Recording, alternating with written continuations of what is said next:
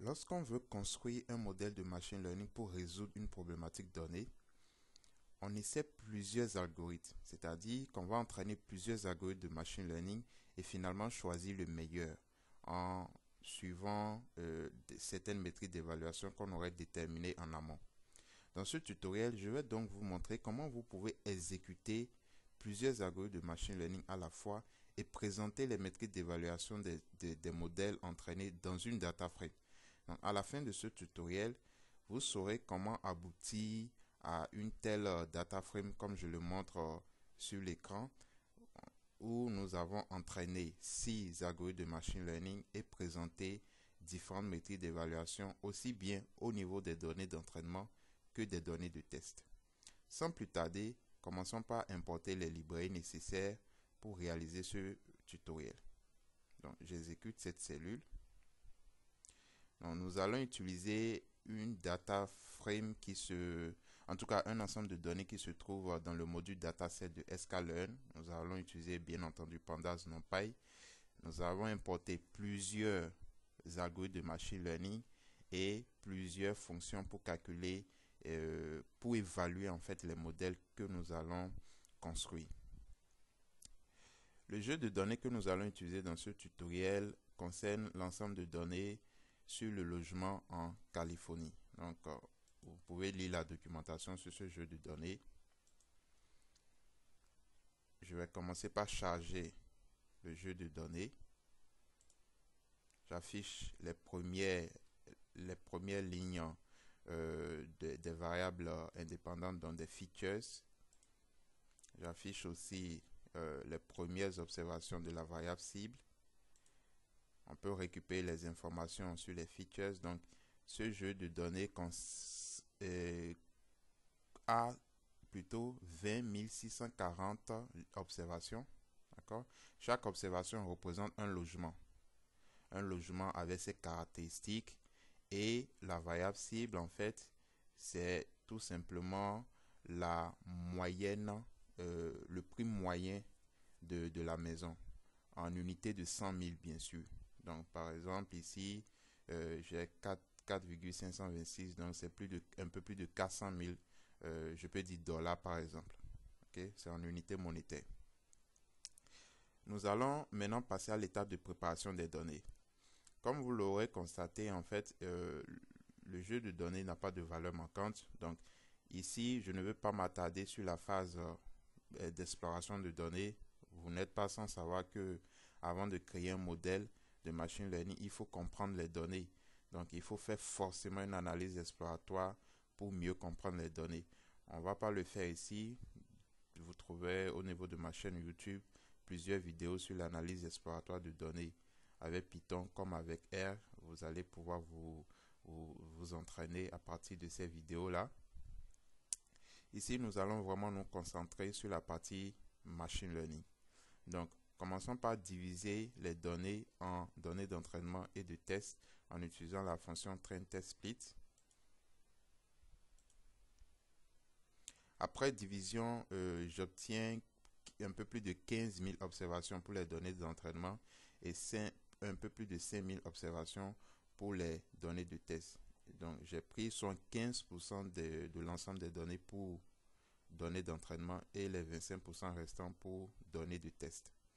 Maintenant, je vais créer un dictionnaire qui regroupe plusieurs algorithmes. En tout cas, qui regroupe les algorithmes que je veux essayer. Et pour ne pas me compliquer la tâche, je vais utiliser uniquement les hyperparamètres par défaut de ces algorithmes-là. Donc, l'idée est d'entraîner les algorithmes de machine learning avec leurs hyperparamètres par défaut, de voir celui qui est le meilleur et on prendra ce meilleur-là et c'est lui qui va, c'est cet algorithme-là qu'on va prendre pour régler les hyperparamètres maintenant. Ok? Donc, je vais d'abord créer mon dictionnaire que je vais appeler règle modèle.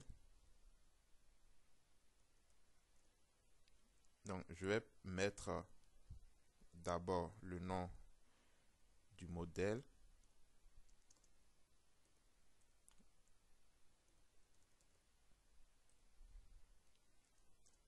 ici, je vais essayer l'algorithme SVR.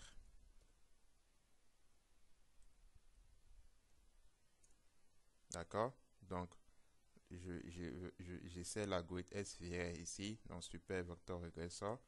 Et ici, je vais essayer un autre algorithme encore, KNN.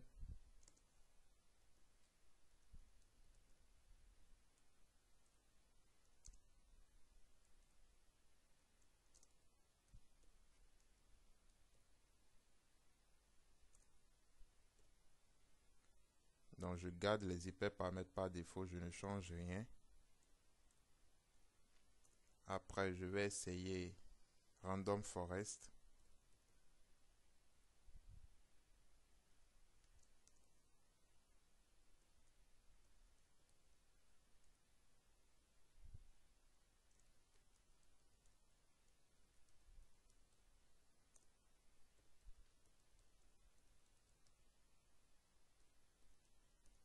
Donc, vous l'aurez compris, c'est comme ça, je vais procéder pour mettre tous les algorithmes que je vais essayer. Donc, il suffit de créer un dictionnaire qui englobe le tout. Et pour chaque algorithme que j'essaie, je l'écris comme ça. Donc, je mets un nom. Ici, je mets modèle et je mets l'algorithme en question. D'accord? La fonction sklearn de cet algorithme-là. Et je le fais pour tous les algorithmes que je veux essayer. Je les mets dans le dictionnaire règle modèle.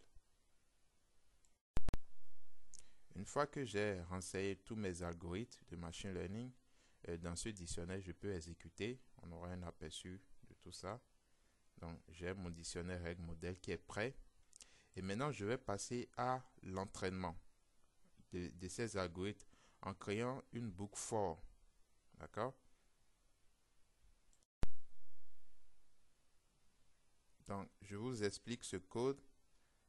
Donc, je dis for model name in règle model.case. Étant donné que règle modèle, c'est un dictionnaire, donc je peux récupérer les clés. Donc, je peux récupérer les clés de ce dictionnaire. Si je tape ce code, vous allez voir ce que ça donne exactement pour que vous compreniez ce que je fais.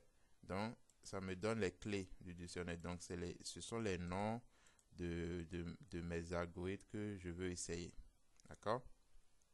Donc, je dis fitted modèle dans le modèle entraîné, ce soit un modèle crochet, modèle name. D'accord? Modèle. Donc, si je fais par je donne un exemple. Je vais vous donner un exemple et vous allez mieux comprendre. Ici, par exemple, modèle name, je choisis KNN.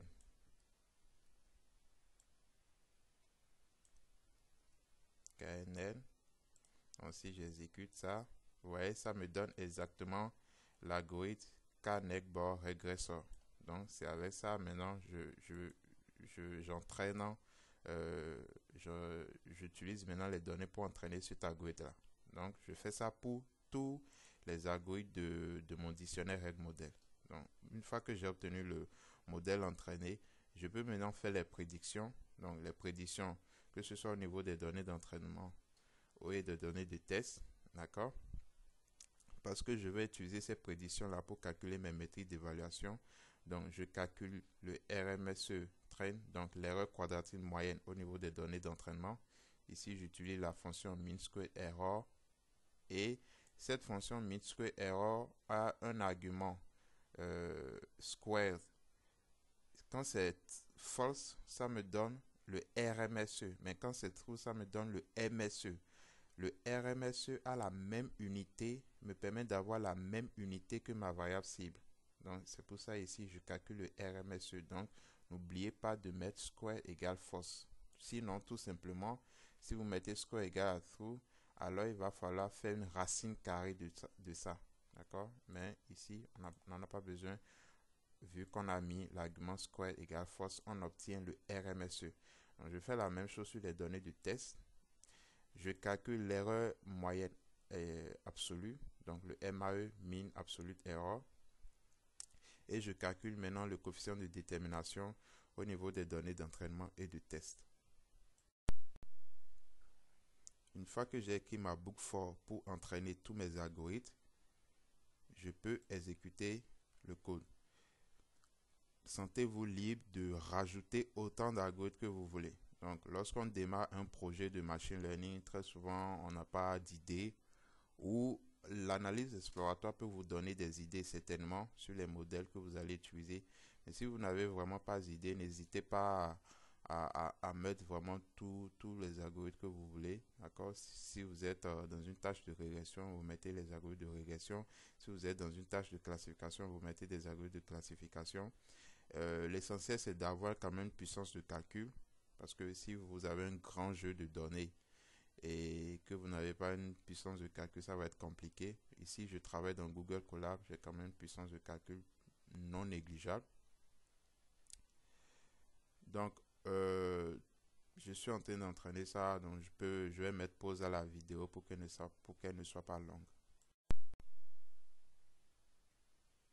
Donc, j'ai les résultats.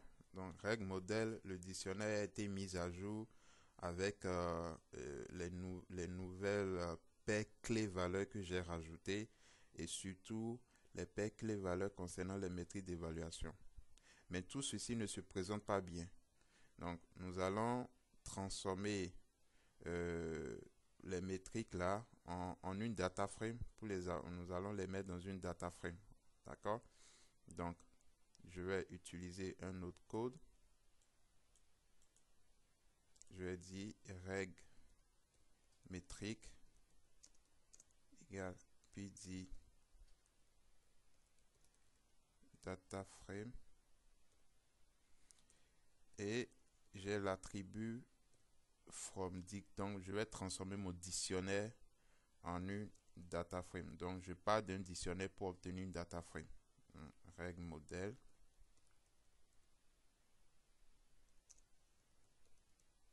Index. Donc, si je fais ça, vous allez voir ce que ça donne. Attention, c'est data frame avec F majuscule. D'accord, vous voyez, voici le résultat. Donc, j'ai transformé mon dictionnaire règle modèle en fait en une data frame. Donc, moi, ce qui m'intéresse en fait,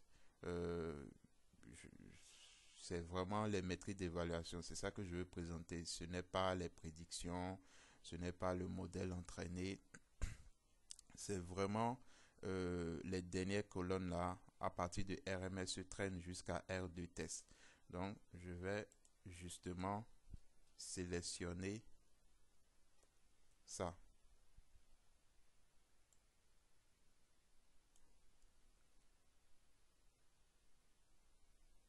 Donc, je peux copier ça et coller à l'intérieur ici. Donc, sans oublier de mettre les guillemets.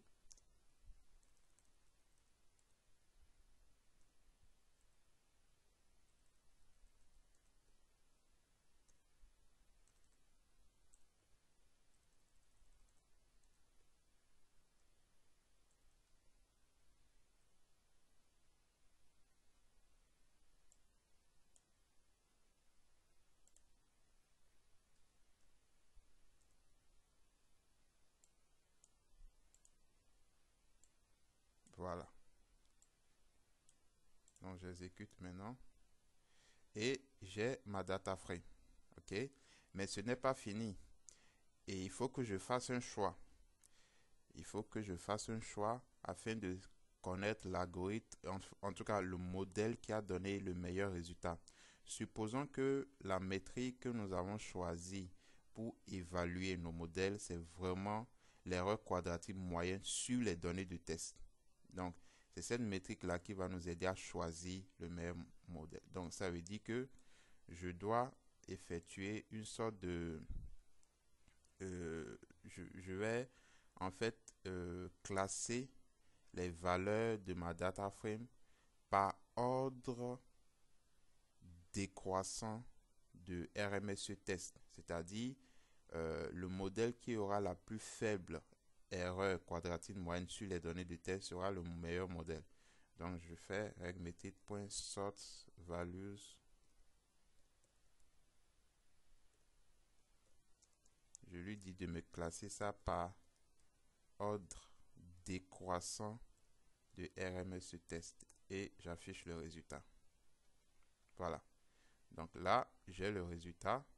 Et qu'est-ce que je constate? Je constate que c'est Random Forest, c'est l'algorithme de forêt aléatoire qui a donné le meilleur modèle. Mais toutefois, je constate qu'il y a un grand écart entre les données d'entraînement et les données de test. Donc, j'ai 0,18, pratiquement 0,2 au niveau des données d'entraînement et j'ai 0,52 au niveau des données de test. L'écart est vraiment grand et ça pourrait notifier, en fait, ça pourrait cacher un surapprentissage. Donc, comme solution au problème de surapprentissage, c'est d'effectuer le réglage des hyperparamètres. Et au niveau de ma chaîne YouTube, vous verrez plusieurs vidéos qui vous permettront de savoir régler les hyperparamètres d'un modèle de machine learning. J'ai par exemple la vidéo sur automatisation des pipelines de machine learning, création et réglage des paramètres d'un pipeline de machine learning plus NLP. Et je vous invite à regarder toute ma playlist machine learning avec Python au niveau de la chaîne. Donc, nous sommes au thème de ce tutoriel. Si vous l'avez aimé, je vous prie de liker, de partager et surtout pour ceux qui ne l'ont pas encore fait, abonnez-vous à la chaîne et activez la cloche de notification. Partagez massivement la vidéo parce que l'objectif pour cette année 2023, c'est d'atteindre les 10 000 abonnés. Donc, partagez massivement autour de vous, partagez massivement les vidéos que vous regardez sur cette chaîne et surtout n'oubliez pas à chaque fois de mettre un petit pouce bleu, ça fait plaisir et ça encourage beaucoup. Pour ceux qui veulent se former au machine learning, vous pouvez vous procurer mon livre Machine Learning par la pratique. C'est un livre pratique qui va vous permettre de réaliser des projets réels dans divers domaines tels que la finance, l'immobilier, la santé, le trading, etc. Et vous allez pouvoir vraiment régler des problématiques réelles en construisant des modèles de machine learning. Je mettrai tous les liens dans la description de la vidéo, donc n'hésitez pas à aller checker la description parce qu'il y a encore beaucoup d'informations que je mets souvent dans les descriptions de mes vidéos. Merci d'avoir suivi ce tutoriel et à bientôt.